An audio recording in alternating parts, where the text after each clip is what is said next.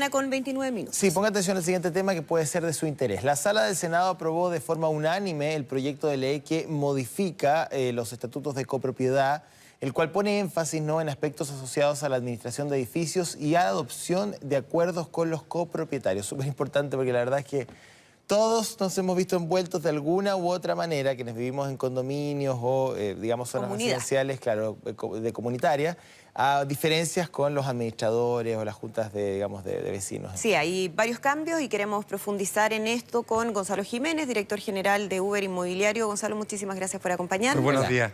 Buenos días. Bueno, partamos hablando por, primero, una mirada general, ¿no?, de estas modificaciones que surgen por necesidades que se habían visto respecto a la convivencia al interior de comunidades, ya sea en edificios o en condominios de casa. Correcto. Bueno, entendamos que esta ley, abonda en el fondo, abarca 47.000 comunidades en Chile. O sea, entendamos que estamos hablando prácticamente más del 50% de la población chilena vive en comunidades. Vivir en comunidades es bastante complejo porque en fondo sumatoria de criterios, sumatoria de problemáticas personales y cuál es el sentido común. Entonces, para esto la nueva ley abarcó ciertas temáticas que hasta el día de hoy están bastante poco visibles en términos de soluciones de problemas. Y por otro lado, afectar la convivencia y más que nada cuidar la plusvalía de los departamentos, que es una temática también importante para la ley de copropiedad. Bueno, ¿y la ley apunta en qué dirección? Porque hay varios temas ahí. Hay muchos vecinos, y uno lo ha experimentado también en términos personales, pero para no hablar del caso de uno, hablemos en colectivo, que muchas de estas medidas las consideran arbitrarias, se judicializan en algunos casos. También hay baja participación de la comunidad en instancias colectivas, digámoslo. Entonces, ¿cómo todo eso entra, digamos, a ser normado desde una perspectiva más moderna en la nueva ley? A ver, entendamos que hasta el día de hoy, o sea, lo que es la ley de copropiedad antigua, la ley no prohíbe el tener esa mascota. En el caso de las mascotas. No las prohíbe. Por otro lado, sí las prohíbe los reglamentos internos de copropiedad, que son generados por la inmobiliaria en los proyectos nuevos, y por otro lado, los reglamentos internos. Exacto. Basado en ese escenario, hay muchas temáticas que la ley de copropiedad no establece como parámetros de convivencias. ¿Ya? Entendamos que la ley de copropiedad está orientada netamente para el tema financiero de gastos comunes, para la copropiedad en términos de organizaciones, en términos de asamblea de copropietarios, comité de administración. Un dato súper importante, la participación hoy en día de la asamblea de comunidades no pasa más del 20% de todos los copropietarios. Muy bajo. Entonces, como decías tú, Juan Antonio, efectivamente la gente que no participa en asamblea posteriormente opina, pero no tiene este... Gonzalo, tenemos acá, perdón, la gráfica respecto a algunas de las modificaciones que se están haciendo. Por ejemplo, este tema que ya mencionamos, no prohíbe las mascotas. ¿Cuál es la modificación desde el punto de vista legal respecto a lo que teníamos antes? La modificación establece que en los reglamentos de copropiedad y en los reglamentos internos no se puede prohibir el uso de esa mascota. Aunque haya acuerdo de la comunidad para eso. Porque entendamos que hoy día, el catastro hoy día más o menos hay 21.000 mascotas de perro y 6.000 gatos viviendo en copropiedad inmobiliaria. El gran tema es que un grupo pequeño de personas toman en forma arbitraria decisiones que afectan en un fondo una convivencia. Entendamos hoy día las mascotas, para la gran mayoría de la gente, son parte de la familia. O sea, hay un tema, y yo porque he trabajado con fundaciones y le hemos hecho una campaña aquí respecto a la tenencia responsable. Hay un tema de criterio. O sea, si usted va a tener un tigre de Bengala en un departamento, la verdad es que no. O si va a tener un San Bernardo en un departamento pequeñito donde el perro va a estar abandonado prácticamente todo el día, o sea, hay un tema de criterio. Uno tiene que contar con las posibilidades para sacarlo, el espacio suficiente, evidentemente hacerse cargo de cualquier consecuencia que la circulación del animal tenga en los espacios comunitarios. Yo creo que esa es como la norma que eventualmente podría regir. El concepto de tenencia responsable de mascota. Exacto. Ese es el principio básico. Por otro lado, en los espacios comunes, tenerlos con las correas correspondientes, porque no todas las personas le agradan las mascotas, o hay personas que les da miedo las mascotas. Y es legítimo que así sea. Obviamente, pues es parte de la convivencia. Y por otro lado, el tamaño de la mascota. Obviamente es distinto a un poodle a un animal mucho más grande. Pero eso no se puede normar. Eso Lo pregunto porque, claro, si todos tuviéramos criterio, nadie llegaría a la justicia, ¿no? Pero eso no ocurre. Hoy día en pleno verano el tema de las piscinas. Hay gente que ha integrado a su familia a las mascotas y hay personas que incorporan a la piscina con la mascota. Y eso es un tema de higiene. Entendamos que hay variabilidades que tienen que ser normadas en base al uso de los espacios comunes.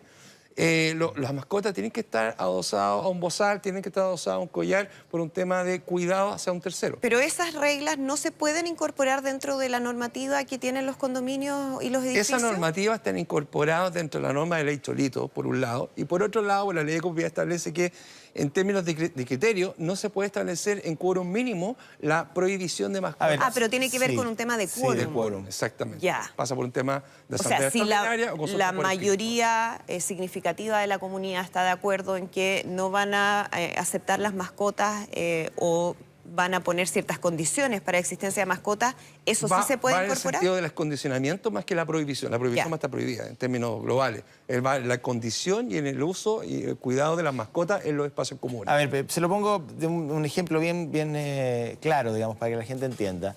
Hay una comunidad que resuelve en su reglamento interno no tener animales. Conozco un caso. Hay una familia con niños que quiere tener una mascota. Son departamentos grandes, en fin. Y la mamá está dudosa porque dice, no quiero hacer algo que después me vayan los niños se encariñen con el animal y haya que llevárselo. Entonces me decía, ¿puedo o no puedo?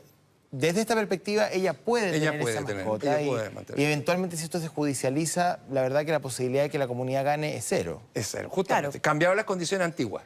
Antiguamente era muy arbitrario porque el reglamento de copropiedad o el reglamento interno, que son establecidos por organismos privados fuera de la norma, podrían establecer esta prohibición. Perdón, todas las normativas que tienen que ver con los reglamentos para tener animales, uno lo indexa a la ley Cholito, es decir, bozal, correa, limpieza, pago en el caso de que el animal muerda o rompa, o sea, todo lo que está en la ley de tenencia responsable, que es sumamente clara respecto de eso. Y hay un punto súper importante, que la ley de copropiedad está por sobre cualquier tipo de reglamento. Eso es súper importante, la gente se marea, que en el reglamento establece esto. Está bien, en un tiempo determinado está establecido, pero las leyes son para cumplirlas y los reglamentos no pueden ir en contra de la ley. Avancemos con otro tema que tiene que ver con la administración de las comunidades, que también generamos, sabemos, muchos problemas, ¿no? ¿Quién administra? ¿Cómo se hace? ¿Cuáles son los principales? Aquí tenemos algunos, ¿no? Cambios que hay en relación a la ley que había. A ver, entendamos lo siguiente. Los gastos comunes son un título ejecutivo. ¿Qué significa eso? Que yo podría embargar un departamento al 9º mes de deuda de la morosidad. El problema es que usted me dirá, ¿cómo, Gonzalo, hoy día la morosidad está tan alta en los edificios y por qué no se controla y por qué no se cobra judicialmente? Porque el principio básico financiero de una comunidad es el modelo de vengado. ¿Qué significa eso? Que todo lo que yo gasté en un mes tengo que cobrar los gastos comunes complementariamente con el fondo reserva. ¿Ya? En este mundo del modelo de vengado, yo tengo que tener egresos, factura de boleta. Tema súper importante, las comunidades tienen que tener 100% todos sus gastos indexados a una factura o una boleta o una liquidación de sueldo, a excepción del cartero, que es un cupón por un tema de informalidad. Claro. Lo demás todo tiene que estar indexado a una factura, boleta o liquidación. Por otro lado, viene probablemente en el detalle de los gastos comunes. No necesariamente. ¿No? Ese es otro tema. Un pergamino gigante. ¿Y por qué sale el concepto de conciliaciones bancarias acá en el término? Porque el administrador tiene la obligación de conciliar con la cuenta corriente todos los egresos y todos los depósitos. Y aquí es un mundo. KPI en términos de problemáticas de gestión de edificios. Cuando yo pagué y salgo moroso, directamente porque la administración no concilia. ¿Y eso qué quiere decir? Que yo tengo que identificar todos los egresos, cargarlo en la minuta, ¿ya? Exacto. Porque el gran problema es que no se carga el 100% de los gastos en las minutas de gastos comunes. Entonces, viene la auditoría, nosotros los auditores... Hay ingresos sin respaldo. No, y nos encontramos con comunidades que tienen 40, 60 millones de pesos de gastos no cargados en la minuta de gastos comunes. Claro. Entonces, todo va cargado al fondo de reserva y el fondo de reserva no está para eso. Entonces, es importante establecer que una cobranza judicial de gastos comunes directamente tiene que estar conciliado los movimientos de la carta de la cuenta corriente, porque yo tengo que mostrarle al juez posteriormente... Y eso es gestión de la administración. ¿Hay cambios en relación a la administración de las comunidades? La administración de las comunidades... ¿De quiénes son responsables? Sí, la administración de las comunidades hasta el día de hoy hay que ser mayor de 18 años, tener conocimiento matemático en términos de sumar y restar, en términos de gasto y egresos, pero lamentablemente seguimos con la misma tendencia que no va a haber un condicionamiento en términos de un registro digital, establecer, por ejemplo, un parámetro súper concreto, es que la gente pueda establecer cuál ha sido el promedio de las autorías que ha tenido ese administrador con respecto a sus clientes. Hoy día hay criterios en base a que yo soy un servicio de administración, te doy el teléfono de mi primo, mi amigo, Claro. y ellos como son como compadrazgo. supuestos Exacto. clientes y un referido bastante informal. Entonces, hoy día- ¿Manejan ustedes cifras de morosidad de gastos comunes interesantes? Sí, las morosidades hoy día han subido notablemente por este tema social que ha pasado en Chile. Y por otro lado, por el mal manejo del management del edificio en base a las no conciliaciones. Un dato súper importante. De nuestras autoridades que hemos desarrollado en estos años, el 5% de las administraciones concilia. Y el problema de los gastos comunes es la falta de conciliación bancaria. Entonces, Bien. producto de eso, se produce un desorden consigue el pago. financiero. Claro, se necesita claridad total, transparencia respecto a las cuentas. Estamos hablando de montos bien significativos de dinero, así que bueno, es un tema muy importante Muchas que gracias. quisimos profundizar, Gonzalo. Listo, Muchísimas muchas gracias gracias. por acompañarnos. Que estén muy bien.